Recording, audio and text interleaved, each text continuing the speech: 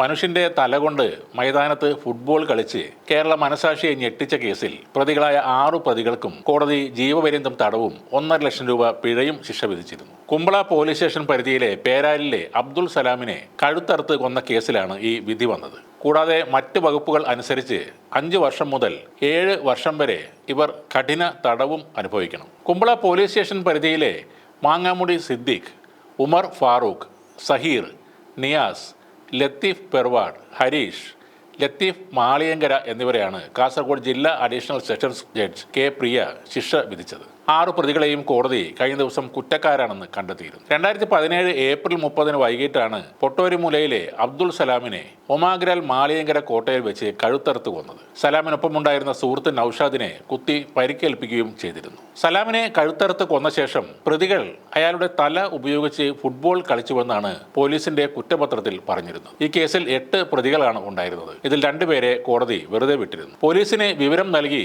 സിദ്ദിഖിന്റെ മണൽ ലോറി സലാം പിടിപ്പിച്ചതും 29 പുലർച്ചെ 3 മണിക്ക് വീട്ടിൽ കയറി ഉമ്മയെയും സിദ്ദിഖിനെയും ഭീഷണിപ്പെടുത്തിയതുമാണ് ഈ ക്രൂരമായ കൊലപാതകത്തിന് കാരണമായതെന്നാണ് പോലീസിന്റെ കണ്ടെത്തൽ. കുറ്റക്കാരാണെന്ന് കണ്ടെത്തിയ സിദ്ദിഖ് നേരത്തെ ഒരു കൊലപാതക കേസിലും ഉമർ ഫാറൂഖ് 2 കൊലപാതക കേസിലും പ്രതികളാണ്. കൊല്ലപ്പെട്ട സലാമും കൊലപാതക കേസിലെ പ്രതിയായിരുന്നു. കൊലപാതകത്തിന് ഉപയോഗിച്ച കത്തികളും രക്തം പുരണ്ട വസ്ത്രങ്ങളും അടക്കം 16 തെളിവുകൾ കോടതിയിൽ ഹാജരാക്കിയിരുന്നു. ഇതുകൊണ്ട് കേസ് തീർന്നെന്ന് തോന്നുന്നില്ല.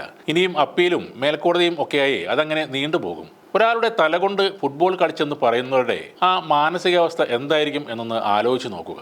ഇവർക്ക് എന്ത് ശിക്ഷയാണ് കോടതി അവസാനം വിധിക്കാൻ പോകുന്നത്? ഈ ലോകത്ത് പലതരം സീരിയൽ കില്ലേഴ്സ് ഉണ്ടായിട്ടുണ്ട്. എന്നാൽ സമൂഹം ബഹുമാനിച്ചിരുന്ന ഒരു കില്ലർ ഉണ്ടായിരുന്നു. പോലീസ് പോലും പലപ്പോഴും അയാളെ ഇഷ്ടപ്പെട്ടിരുന്നു. ബ്രസീലിൽ ഉണ്ടായിരുന്ന ആ സീരിയൽ കില്ലറാണ് പെഡ്രോ റോഡ്രിഗ്സ്. ഇനി എന്തുകൊണ്ടാണ് പുള്ളിയെ എല്ലാവരും ഇഷ്ടപ്പെട്ടിരുന്നത് എന്നുകൂടി അറിയണം. കാരണം പെഡ്രോ കൊല ചെയ്തത് കൊടും ക്രിമിനൽസിനെയും റേപ്പിസ്റ്റുകളെയും കൊലപാതകികളെയും ആയിരുന്നു. ഇതിന്റെ തുടക്കം പെഡ്രോയുടെ 14 വയസ്സിലായിരുന്നു. പെഡ്രോയുടെ അച്ഛൻ ഒരു സ്കൂളിലെ സെക്യൂരിറ്റി ആയിരുന്നു. സ്കൂളിൽ നിന്ന് ഭക്ഷണ വസ്തുക്കൾ മോഷ്ടിക്കുന്നുണ്ട് എന്ന് പറഞ്ഞ് അവിടെയുള്ള പ്രിൻസിപ്പാൾ ഇയാളുടെ അച്ഛനെ പുറത്താക്കി. എന്നാൽ തന്റെ അച്ഛൻ കള്ളത്തരം ചെയ്യില്ല എന്ന് ഉറപ്പുണ്ടായിരുന്നു പെഡ്രോവിന്. എല്ലാവരുടെ മുന്നിൽ വെച്ച് ആ പ്രിൻസിപ്പാളിനെ വെടിവെച്ച് കൊല്ലുകയായിരുന്നു പെഡ്രോ.